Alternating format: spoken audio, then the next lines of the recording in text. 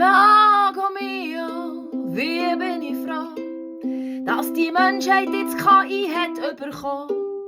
Gott sei Dank, ein Riesengewinn. Jetzt macht das Leben auf der Kugel wieder Sinn. Endlich hat der Mensch jetzt wieder Zeit für all das Zeug, was sonst ewig liegen bleibt.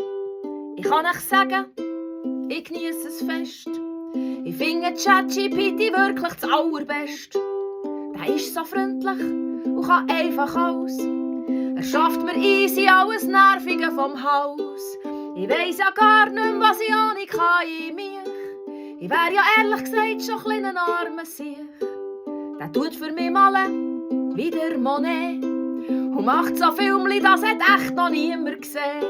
Schreibt für mich Briefe, sie ist wie eine Kur und verwandelt mich schnell in eine Spielfigur. Und all die lästige Liederschreiberei, die kann der ChatGPT schon ganz allein. Und die Zeit kann ich dann nutzen, für in aller Ruhe mal wieder das WC zu putzen. Er macht's in der Musik wie mit einer Band.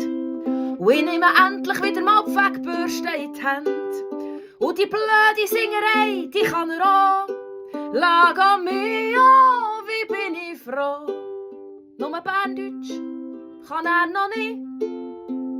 Aber das bringe ich ihm auch noch bei.